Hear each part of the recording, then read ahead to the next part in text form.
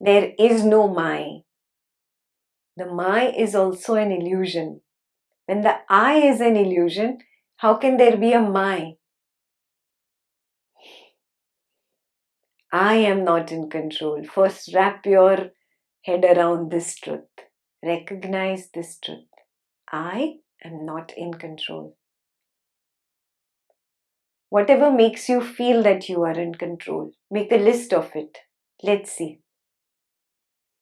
Anything, a thought, a sensation, a feeling, a perception, an action. Yeah? You see, is it really in your control? In your direct experience, explore it. That which I just did, was this in my control? Can I say I controlled it?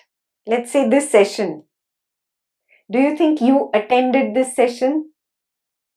Did you think you chose to attend this session? So it was in your control to either choose it or not choose it?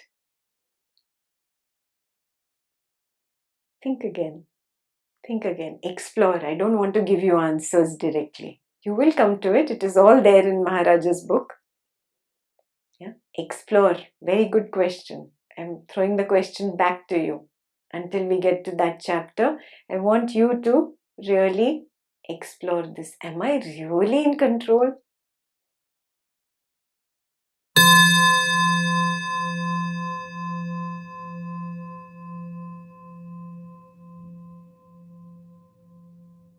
He just answered, no? The mind cannot be happy. Forget about it. Don't try to make the mind happy. The mind can never be happy. There is no other option for you but to go to the other mind, the higher mind, the heart. Yeah. So if you missed the last 10 minutes of the session, please watch the video again. You missed the higher mind. Yeah. Wake up, shake up. The mind cannot be happy. A part of you already knows this truth. Yeah. It's only the ego that doesn't want to accept it. The ego wants to say, no, I have built this big mansion of mine. This makes me happy. I have built that car. I have made this family. I have made this. Maharaj is going to challenge your doership even.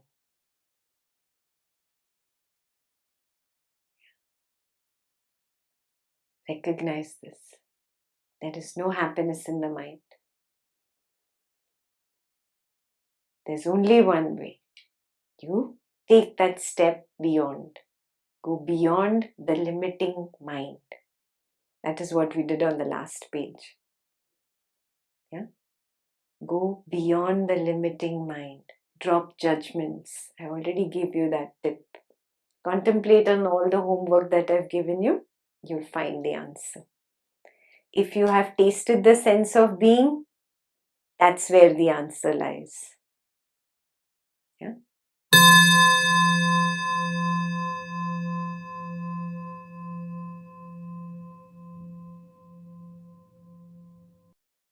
So again in Samadhi, there are two types of Samadhi. The Samadhi on the Dvaitam path is all about concentrating on something. So when you concentrate on one particular object, either physical or mental, you can temporarily still the mind, temporarily suppress the mind. Yeah? In Hindi, sthagit karna. Yes, it's not real eradication of thoughts. It is just suppression of the mind that happens through concentration on particular objects. Yes, Ramana Maharshi has warned against this. It brings in a temporary stillness, he says. That stillness lasts for some while, and the moment you come out of that samadhi, all the thoughts come rushing back. So it's pointless, basically, that kind of samadhi. Yeah, it's called manolaya. Yeah, it's basically a pointless way to do it. The right thing to do is Manonasha. Manonasha, Ramana Maharshi describes it as destruction of thoughts. How can thoughts get destroyed? He says only by a proper meditation, which is through self-inquiry, where I, the witness, have recognized that I am not this mind, I am not this body. Yes, and I stop fueling the mind and I stop fueling the body. Yeah, and fueling means what? When I become the mind, I fuel the mind. When I start talking to my thoughts, I am fueling the thoughts. When I start talking to the feelings and say, encourage the feelings, like the feelings, dislike the feelings, go on in, just adding more fuel. This is called Tadatma. When I recognize I am separate from it, I have stopped fueling the mind. What will happen? Then the body and mind start resting, relaxing, withdrawing, and the mind finally and gradually loses its thoughts, loses its feelings. It now becomes the tool of awareness.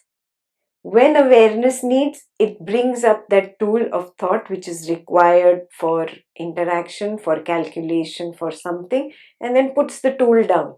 And then it is just the awareness. Yes? To reach this stage is called Manonasha. Yeah? Mano, man, and Nasha. Nasha is destruction of thoughts. Means it's not destruction. Basically, they are no more creating chaos in my life. The mind is no more the master. Now I, the witness, I, the sense of being, I am the master. And in me there is just this timeless, spaceless void, a silence, a limitless awareness, a quietness.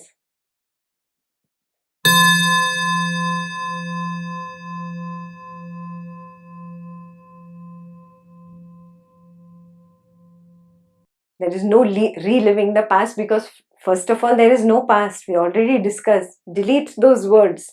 There is only the now.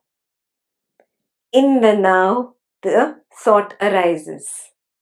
Because you have seen this thought before, you term this thought as memory. I've just given it a label, memory. Does the baby tell mommy, mommy, I have the memory of this doo-doo bottle that you gave me right now from yesterday? No, the baby is completely in the present moment. You have been there. That has been your reality, moment to moment in the now. Not labeling the past, not labeling the future. These are labels. Mental construct means label. Yeah, lot of unconditioning to do to be able to see direct, in my direct experience, what is now, what is the truth. Yeah, work on this part.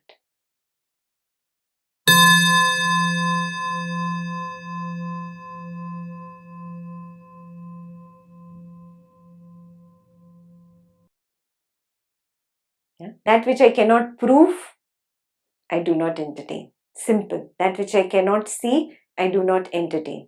No beliefs, no conditioning, no myths. Yeah, myth is a story. No, because that guru said so or this guru says so. No. Path of Advaita is that which I can see in my direct experience here and now. I don't have 100 lifetimes that I'm going to live and get enlightened. No. Advaita says, right now you are already enlightened. You have to just recognize it. And it starts with the first revelation of the sense of being. It was always there since childhood. I had just not recognized it. Do you see it? In my direct experience, I can recognize the sense of being. Now I taste it. That which I can taste, that is Advaita. Is this super clear? Yeah. So now learn to drop your conditioning. Everything that has come from beliefs, everything that has come from scriptures, everything that because somebody else says so, or because hypothetically this makes sense, that is not Advaita. Yeah, super clear? We'll talk more on this as we go. Maharaj will clear it up for us.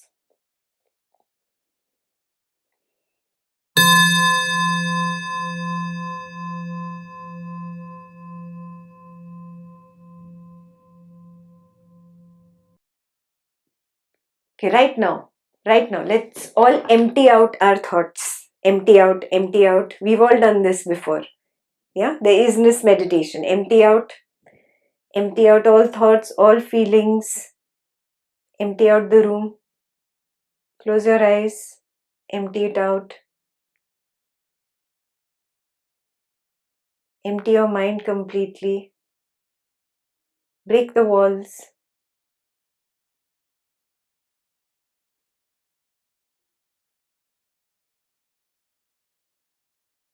That is the sense of I am, the sense of being. Is there an inside and outside of the sense of being? Can you find any inside and outside? Is there a boundary?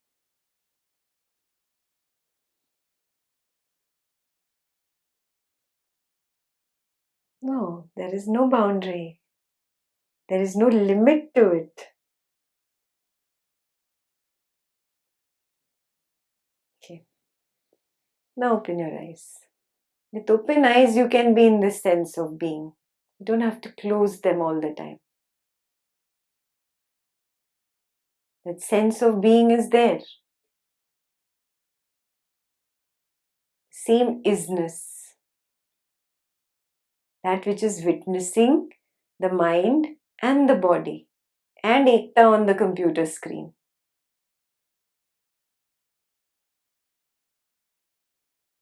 Can you point a finger and tell me, okay, it is here or it is here? Do you recognize that it is limitless? Yeah. Can you recognize there is no boundary?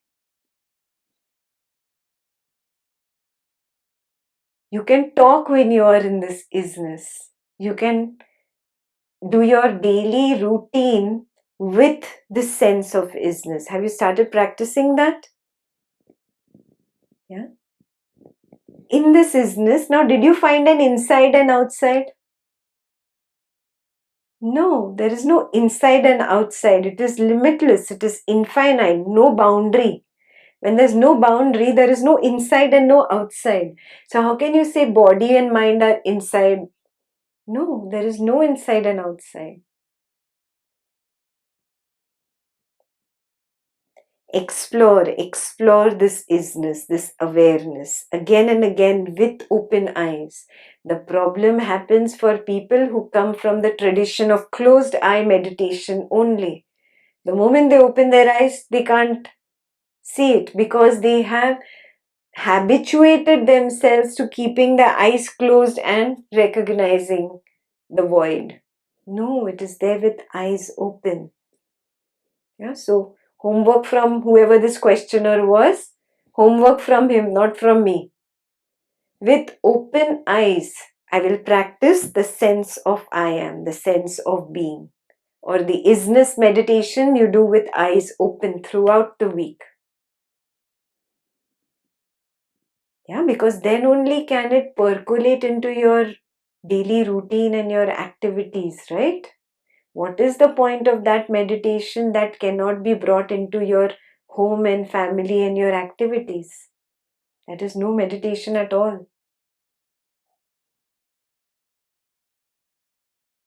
Yeah. So you all have the link for the isness meditation?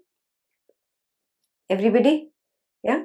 So what we'll do, you do it once with eyes closed if you're the habituated eyes closed meditator. Do it once with eyes closed. Keep it on a loop only. Now open your eyes and do the same thing with nobody else in the room. Yeah. And now keep that sense of isness only. Now walk out of your room and see, can you maintain it with the other family members? Be in that sense of isness, the sense of I am. Yeah, the sense of witnessing consciousness, the awareness. Advaita is the path of research, of exploring, of experimenting with your own self. If you're not experimenting, you're in the wrong class. This is not intellectually learning something. We've left those classes behind. Now we've graduated. Yeah, we are no more in school. We've gone to university level now. So at university level, thesis, self-research, very important. Yeah. And what are you doing the research on? This is my specimen. This body-mind complex is my specimen. And I am the scientist. Yeah. So let's get serious about it. Those who have still not started practicing, let's start practicing the sense of I am, the isness with open eyes this week.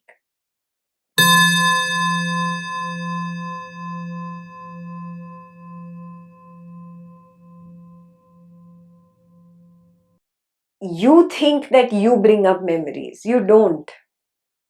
You are not the doer. Yeah, slowly you will understand. At least stop using the word past now, because there's nothing like going in the past or bringing the past here. Yeah, you cannot bring the past here. A particular memory arises. It arises only in the now. This is what I know. I only know the now. That's it. We are not going beyond this. Yeah. Drop the if and then and should I do this or should I not do this. You're not the doer anyways. You're going to come to that very soon. So I'm not entertaining any questions like that, because if I entertain that now, I will have to work on making you unlearn what I taught you in this session. So there is nothing like I am doing something or I am bringing a memory and learning a lesson from it. No, you're not a duffer. You learned it the first time you made the mistake. The learning has already taken place. You're just revising the learning as a new thought in the present moment, in the now. Yeah, start seeing it really. Start seeing the truth. Yeah, and it's not really hi-fi, very difficult, out of the world. It's very simple. See it very simply, like a little child would. Little child does not say, "Oh, mama, that is last week's memory." Yeah, he's so much in the present moment. Everything is present. Like that. Everything is in the now.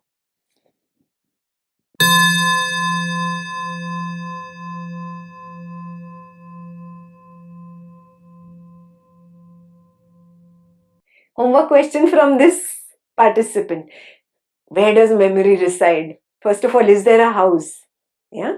So when you do your isness meditation first with eyes closed, look, is there a house where I can say, okay, this is where memory is, and then this is where mind is, and then this is where intellect is, this is where the ego is? Can you point out? Do in your own direct experience with your eyes closed. Then with your eyes open. The moment you open your eyes and you see your room, even with your eyes closed, you know where the table is, where the TV is. That was memory. You've opened your eyes. Where is memory? Where is memory? I'm not giving you this answer. You have to tell me this answer. Where is memory? Can I explore this? So this whole week you do isness meditation. I don't know if you have to do it a million times this week. You have to answer this question. Where is memory? Where is mind? Where is intellect? Where is ego? I've added 3 more to that. Yeah? Do they have houses somewhere? Could you locate the houses?